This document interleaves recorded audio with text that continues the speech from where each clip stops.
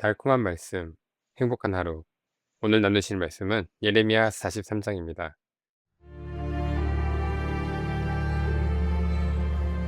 예레미야가 모든 백성에게 그들의 하나님 여호와의 말씀, 곧 그들의 하나님 여호와께서 자기를 보내사 그들에게 이르신 이 모든 말씀을 말하기를 마치니, 호사야의 아들 아사랴와 가레의 아들 요하난과 모든 오만한 자가 예레미야에게 말하기를, 내가 거짓을 말하는도다.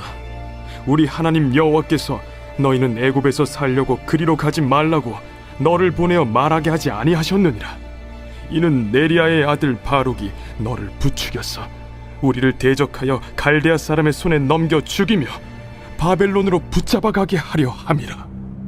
이에 가레야의 아들 요하난과 모든 군치위관과 모든 백성이 유다 땅에 살라 하시는 여호와의 목소리를 순종하지 아니하고, 가레야의 아들 요하난과 모든 군치위관이 유다의 남은 자, 곧 쫓겨났던 여러 나라 가운데에서 유다 땅에 살려 하여 돌아온 자, 곧 남자와 여자와 유아와 왕의 딸들과 사령관 누부사라단이 사반의 손자 아히감의 아들 그들에게 맡겨둔 모든 사람과 선지자 예레미야와 네리야의 아들 바룩을 거느리고 애굽 땅에 들어가 다바네스에 이르렀으니, 그들이 여호와의 목소리를 순종하지 아니함이로라.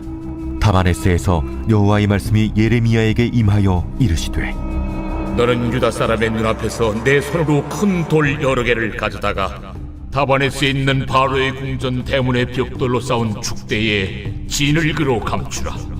그리고 너는 그들에게 말하기를, 만군의 여호와 이스라엘의 하나님께서 이와 같이 말씀하시되, 보라, 내가 내 종 바벨론의 느부갓네살 왕을 불러오리니 그가 그의 왕좌를 내가 감추게 한 이 돌들 위에 놓고 또 그 화려한 큰 장막을 그 위에 치리라. 그가 와서 애굽 땅을 치고 죽일 자는 죽이고 사로잡을 자는 사로잡고 칼로 칠 자는 칼로 칠 것이라. 내가 애굽 신들의 신당들을 불지르리라. 느부갓네살이 그들을 불사르며 그들을 사로잡을 것이요, 목자가 그의 몸에 옷을 두름같이 애굽 땅을 자기 몸에 두르고 평안히 그곳을 떠날 것이며, 그가 또 애굽 땅 베세메스의 석상들을 깨뜨리고 애굽 신들의 신당들을 불사르리라 하셨다 할지니라.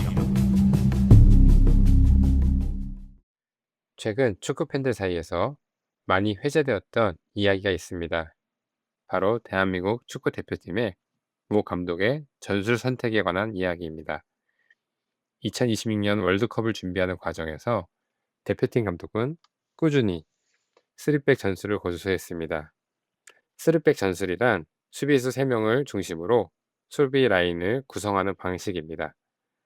잘 활용하면 공격 전개와 압박에서 장점이 있지만, 잘못 운영되면 측면 공간이 쉽게 무너지고 수비 밸런스가 흔들릴 수 있는 전술이기도 합니다. 문제는 당시 많은 전문가와 팬들이 동일한 우려를 계속해서 제기했다는 것입니다. 현재 대표팀 선수 구성은 3백에 최적화되어 있지 않다. 윙백들의 부담이 너무 크다. 측면 수비가 반복적으로 무너지고 있다. 지금은 4백이 더 안정적일 수도 있다.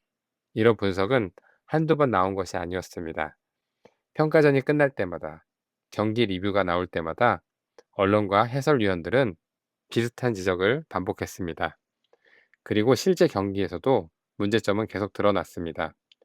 상대가 빠르게 측면으로 전환하면 공간이 열렸고, 수비 전환이 늦어지게 되면서 실점 위기가 반복되었습니다. 데이터도 있었고, 경기 영상도 있었고, 전문가들의 분석도 있었습니다. 감독이 문제를 몰랐던 것은 아니었습니다.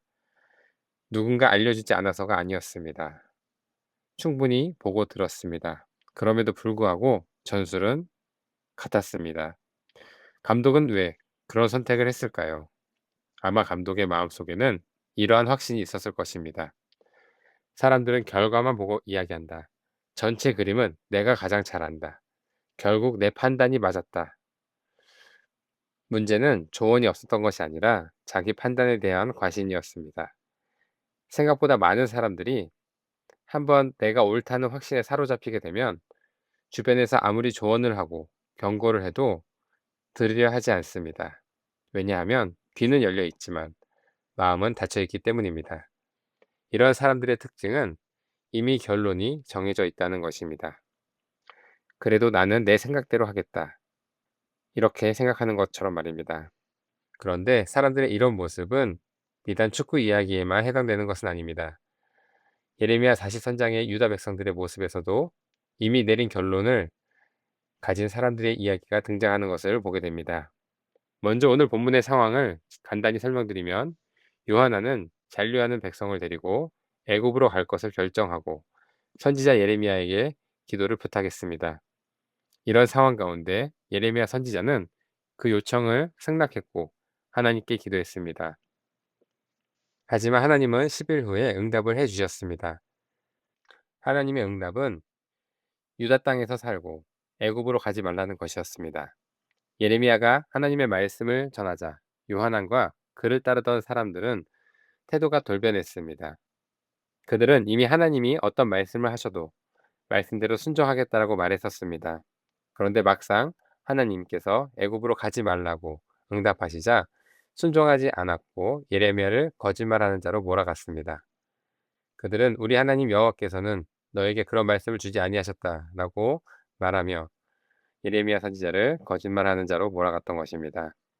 이어서 이어지는 2절을 보면 오만이라는 단어가 등장하는 것을 보게 됩니다. 이 단어의 히브리어 주드라는 단어는 주제넘음, 건방짐, 거만함을 의미합니다.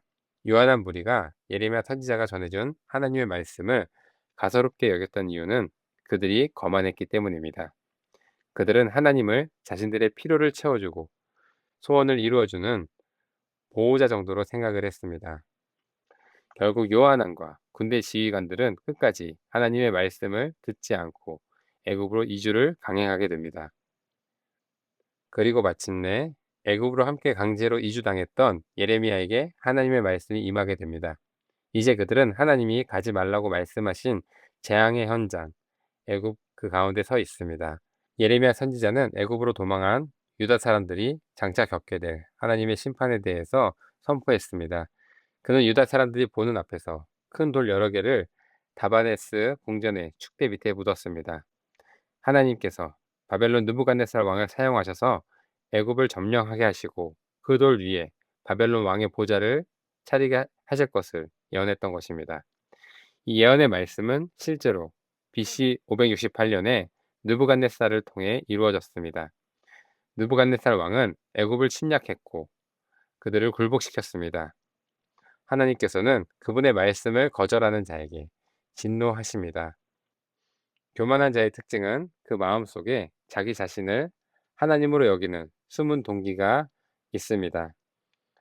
우리가 가장 경계해야 할 우상 숭배는 자기를 하나님으로 생각하게 하는 교만입니다. 그러므로 우리는 우리 자신의 우상들을 버리고 말씀에 순종함으로 하나님께 합당히 행하는 하나님의 거룩한 자녀들이 되어야 하겠습니다. 즉각적이고 온전한 순종만이 우리가 하나님께 드려야 할 가장 합당한 태도입니다. 불순종하는 자들의 마음에는 자기 자신의 우상들이 자리 잡고 있습니다. 우리가 그 욕심을 따라 살아갈 때 하나님의 말씀은 거짓말로 들리게 되고 우리는 결국 하나님을 거역하는 죄인의 자리로 떨어지게 될 것입니다. 그러므로 우리는 하나님의 말씀을 마음에 채워 내 자신에 있는 우상들을 무너뜨리고 말씀을 따라 하나님의 뜻대로 살아가야 하겠습니다. 예수님께서는 당신을 따르길 원하는 사람이라면 누구나 자기를 부인해야 하고 또 자기의 십자가를 짊어져야 한다라고 누가복음 9장 23절을 통해서 말씀하셨습니다. 그러므로 하나님의 말씀이 불편하게 다가온다면 우리는 죄악된 욕망을 버려야 할 때라는 것을 생각해 보아야 합니다. 하나님은 회개하는 사람의 심령을 변화시키시고 하나님의 말씀에 순종하는 참된 하나님의 백성으로 우리를 빚어주실 것입니다.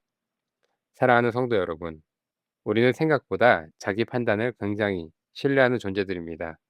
우리는 이 사실을 잊지 말아야 합니다. 우리는 주일 설교를 통해 하나님의 말씀을 듣고 성경을 읽으며 하나님의 뜻을 깨닫습니다. 또한 기도하는 가운데 하나님께서 우리에게 주시는 음성을 듣기도 합니다. 그런데 마음 한편에서는 이런 생각을 할 때가 있습니다. 하나님 말씀이 옳다는 것은 알겠습니다. 하지만 이번만큼은 제 생각대로 하겠습니다.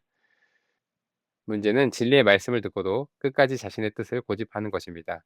그렇게 되면 하나님과의 관계는 점점 멀어지게 되고 결국 우리의 신앙은 위기를 맞게 될 수밖에 없습니다. 저는 우리 강서 공동체가 우리의 생각과 고집대로 살아가려고 애쓰기보다 하나님의 말씀에 귀를 기울이며 살아가는 하나님의 신실한 백성들이 될 수 있기를 주님의 이름으로 축복합니다. 오늘의 말씀 적용. 나는 하나님의 말씀을 들을 때 순종하려는 마음으로 듣고 있나요? 아니면 이미 내 생각을 정해놓고 듣고 있나요? 최근 하나님께서 내려놓으라고 말씀하시는 나의 고집이나 욕심은 무엇인가요? 말씀에 즉각적으로 순종하기 위해 이번 한 주 동안 내가 실천할 수 있는 작은 결단은 어떤 것이 있나요? 오늘의 말씀 기도. 하나님 아버지 감사합니다. 오늘 말씀을 통해 우리의 모습을 비추어 보게 하시니 감사합니다. 우리는 하나님의 말씀을 듣는다고 하면서도 때로는 이미 내 생각과 계획을 정해놓은 채 살아왔음을 고백합니다. 자기를 부인하고 자기 십자가를 지고 주님을 따르라고 하신 말씀을 기억하게 하시고 우리의 삶 속에서 즉각적이고 온전한 순종을 드릴 수 있기를 소망합니다. 사람의 생각과 세상의 지혜를 따르기보다 오직 하나님의 말씀을 기준 삼아 살아가는 공동체가 되게 하소서. 이 모든 기도 예수님의 이름으로 기도드렸습니다. 아멘.